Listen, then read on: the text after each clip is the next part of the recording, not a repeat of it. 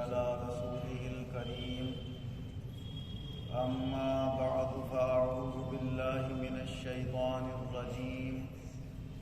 بسم الله الرحمن الرحيم يا أيها الذين آمنوا إذا قمتم إلى الصلاة فاغسلوا وجوهكم وأيديكم إلى المرافق وامسحوا برؤوسكم وأرجلكم إلى الكعبين وإن كنتم جنبا فاطهروا۔ اللہ تبارک و تعالی قرآن عظیم کے اس حصے میں ارشاد فرما رہا ہے، اے ایمان والو، جب تم نماز قائم کرنے کا ارادہ رکھتے ہو تو پہلے اپنے چہروں کو دھو لو اور کوہنیوں سمیت اپنے دونوں ہاتھ دھو لو اور اپنے سروں کا مسح کر لو اور ٹخنوں سمیت اپنے دونوں پاؤں دھو لو، اور اگر تمہیں بڑی ناپاکی لاحق ہو جائے تو پھر پوری پاکی حاصل کرو، یعنی غسل کرو۔ اس مبارک آیت میں اللہ تبارک و تعالی نے ابتدا میں وضو کے 4 فرض بیان فرمائے ہیں۔ یہ چاروں چیزیں جو ذکر کی، یہ چاروں فرض ہیں: چہرے کا دھونا، دونوں ہاتھوں کا کوہنیوں سمیت دھونا، سر کا مسح کرنا اور دونوں پاؤں ٹخنوں سمیت دھونا۔ چہرہ ہمارا کہلاتا ہے پیشانی کی وہ جگہ جہاں پر بالوں کی انتہا ہو جاتی ہے، جہاں سے بال ہمارے اگتے ہیں، اور اس سے لے کر ہماری ٹھڈی کے نیچے تک،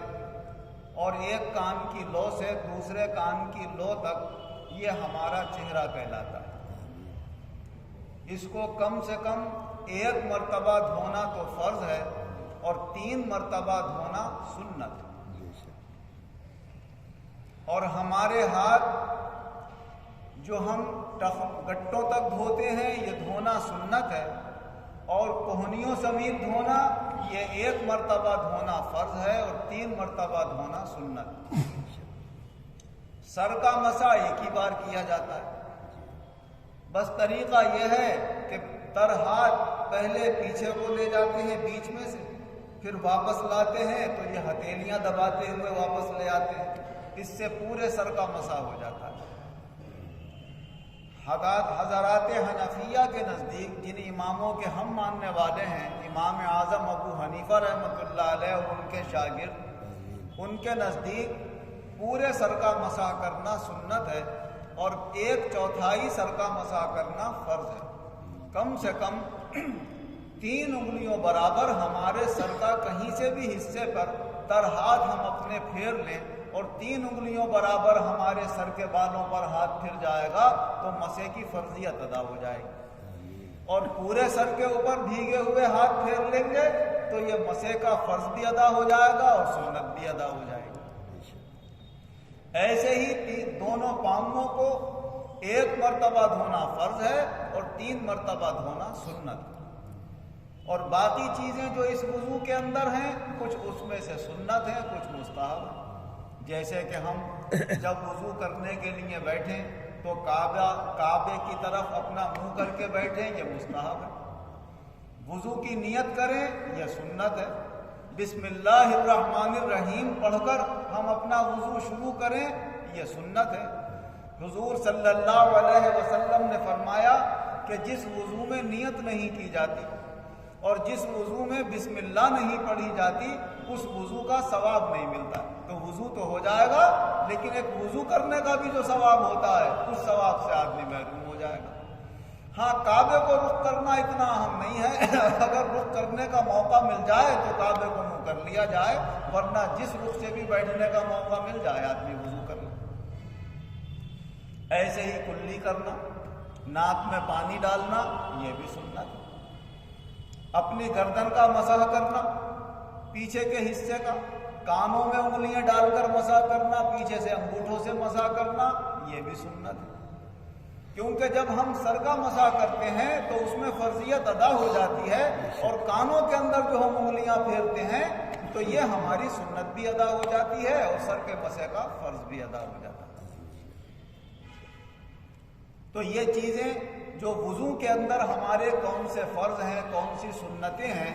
سنتوں کا چاہے فرق ہمیں پتہ چلے یا نہ چلے، لیکن فرض کے بارے میں جان لینا ضروری ہے کہ ہمارے وضو میں 4 فرض ہیں۔ اگر اس فرض کے دھونے میں کوئی کمی رہ گئی تو وضو نہیں ہوگا، اگر سنت میں کوئی کمی رہ جائے گی تو وضو ہو جائے گا۔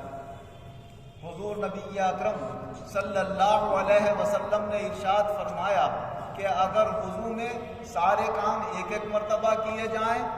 کلی ایک مرتبہ کر لی، ناک میں پانی ایک مرتبہ ڈال لیا، چہرے کو ایک مرتبہ دھو لیا، ہاتھوں کو ایک مرتبہ دھو لیا، سر کا مسح ایک مرتبہ کرنا ہی ہے، وہ تو پاؤں کو ایک مرتبہ دھو لیا، تو فرمایا وضو یہ بھی کافی ہو جائے گا، نماز اس سے بھی قبول ہو جائے گی۔ لیکن اگر کوئی شخص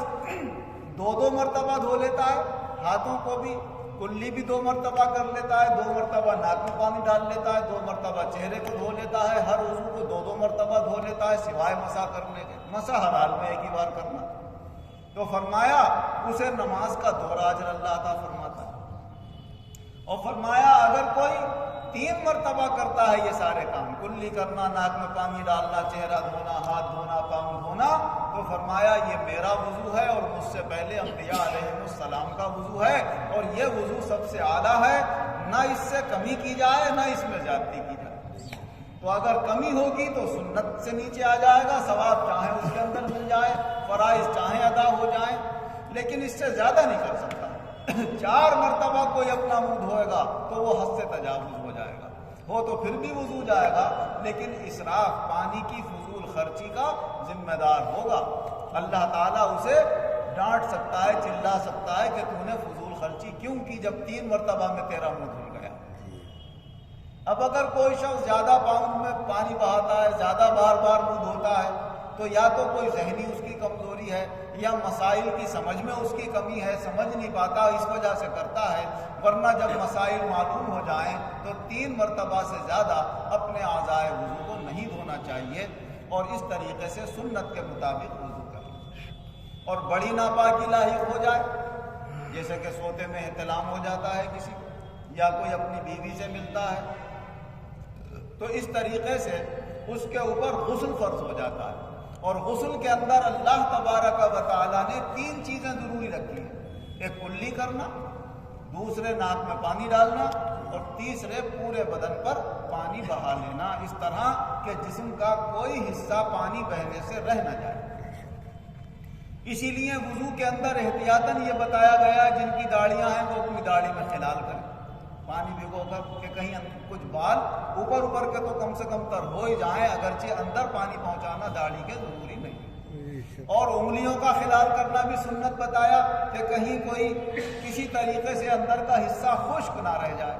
تو ہاتھوں کی انگلیوں میں بھی بھیگے ہوئے ہاتھ اس طرح کر لینا چاہیے، پاؤں کی انگلیوں میں بھی کر لینا چاہیے، یہ بھی سنت ہے۔ غسل کے اندر جو 3 فرض بتائے گئے ہیں، تو کلی کرنے میں اگر آدمی کا روزہ نہیں ہے تو غرارہ بھی کر سکتا ہے، اور اگر اس کا روزہ ہے تو غرارہ کرنے میں کہیں اس کے منہ میں پانی نہ چلا جائے، اس احتیاط کی وجہ سے غرارہ نہیں بھی کرے گا، خالی کلی بھی کر لے گا تو وہ بھی اس کے لیے کافی۔ ناک میں پانی ڈالنے میں احتیاط ہے کہ خوب ناک کے بانسے تک پانی چڑھائے اگر اس کا روزہ نہیں ہے، اور روزہ ہے تو پھر زیادہ ناک سے پانی کھینچنے کی کوشش نہ کرے، اس کے ذریعے سے بھی پانی پیٹ کے اندر چلا جاتا ہے۔ اور 3 مرتبہ اپنے جسم کو دھو لیا، مل کے، اور اپنے پانی بہا لیا اس کے اوپر، تو یہ ہمارا فرض ادا ہو جاتا ہے، غسل ہمارا مکمل ہو جاتا ہے۔ یہ تو ہے فرضیت کہ 3 چیزیں غسل میں فرض ہیں اور 4 چیزیں وضو میں فرض ہیں۔ اور اگر پہلے استنجا کرے، پھر جیسے نماز کے لیے وضو کرتے ہیں اس طرح پورا وضو کرے، اور پھر اپنے پورے بدن کو دھوئے اور اس طرح غسل کرے، تو اس میں سنت بھی ادا ہو جاتی ہے اور فرض بھی ادا ہو جاتا ہے۔ حضور نبی اکرم صلی اللہ علیہ وسلم غسل اسی طرح فرمایا کرتے تھے، پہلے استنجا کرتے تھے، پھر اپنے ہاتھ کو الٹے کو کسی مٹی وغیرہ سے مل کر دھویا کرتے تھے، پھر پوری طرح وضو کر کے اور اپنا غسل فرمایا کرتے تھے۔ وضو میں پاک ہونے کے لیے صرف پانی کے استعمال کی ضرورت ہے، نہ وہاں پر کوئی نیت شرط ہے۔ نیت کر لی تو غسل کا ثواب بھی مل جائے گا، نہیں کی غسل جب بھی ہو جائے گا۔ جیسے نیت کی تو وضو کا ثواب بھی مل جائے گا، نیت نہیں کی وضو جب بھی ہو جائے گا، کیونکہ پانی کو اللہ تبارک و تعالیٰ نے بنایا ہی پاک صاف کرنے کے لیے ہے، چاہے پاک صاف ہونے کی آپ نیت کریں یا نہ کریں۔ لہٰذا نہ کوئی وہاں پاک ہونے کے لیے کلمہ پڑھنے کی ضرورت ہے، نہ کوئی اور چیز پڑھ کے پھونکنے کی ضرورت ہے، اللہ نے پانی ہی پاک کرنے کے لیے کافی رکھا ہے۔ اور جو وضو آدمی غسل کرتے وقت کر لیتا ہے، وہ وضو اگر اس کا باقی ہے، ٹوٹا نہیں ہے، تو پھر اسی وضو سے آدمی نماز بھی پڑھ سکتا ہے، اسی وضو سے قرآن بھی چھو سکتا ہے۔ بہت سارے لوگ یہ سمجھتے ہیں کہ اگر ہمارے گھٹنے کھل گئے تو وضو ٹوٹ جائے گا۔ گھٹنے کھلنے سے وضو نہیں ٹوٹتا، ننگے ہونے سے وضو نہیں ٹوٹتا ہے۔ وضو ٹوٹتا ہے تو پیشاب کرنے سے ٹوٹتا ہے، پیخانہ کرنے سے ٹوٹتا ہے، ہوا خارج ہو جائے اس سے ٹوٹتا ہے، آدمی سو جائے اس سے ٹوٹتا ہے، جسم پر کہیں زخم لگ جائے، خون بہہ جائے زخم کے اندر سے تو خون بہنے کی وجہ سے وضو ٹوٹ جاتا ہے۔ تو ان چیزوں سے ٹوٹتا ہے۔ جو وضو کو توڑنے والی چیزیں ہیں کتابوں کے اندر فقہ کی لکھی ہوئی، ان میں سے ننگا ہونا کہیں نہیں لکھا ہوا ہے۔ کتاب ننگے ہونے سے بھی وضو ٹوٹ جاتا ہے، تو ننگے ہونے سے نہ ہمارے غسل میں کوئی فرق آتا ہے، نہ ہمارے وضو میں کوئی فرق آتا ہے۔ اللہ تعالی ہمیں دین کے مسائل سیکھ کر صحیح طریقے سے ان پر عمل کرنے کی توفیق عطا فرمائے۔ الحمدللہ رب العالمین والعاقبۃ للمتقین والصلاۃ والسلام علی خیر خلقہ محمد وآلہ واصحابہ اجمعین۔ اے اللہ ہمارے گناہوں کو معاف فرما، آئندہ گناہوں سے بچنے کی توفیق عطا فرما، شیطان کے وسوسوں سے، نفس کی شرارت سے، فاسد خیالات سے ہم سب مسلمانوں کی حفاظت فرما، بیماروں کو شفا عطا فرما، قرض داروں کو قرضوں سے نجات عطا فرما، بے روزگاروں کو اچھے روزگار عطا فرما، جو برسر روزگار ہیں ان کے روزگاروں میں خیر و برکت و ترقی عطا فرما، ہمارے ایمانوں میں قوت عطا فرما، اعمال خیر کی توفیق عطا فرما،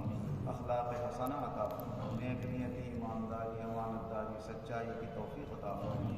جب خاتمہ فرما بآسانی ایمان و عزت کے ساتھ فرما، دنیا اور آخرت دونوں جہان میں ہم سب کو اچھی کامیابی عطا فرما۔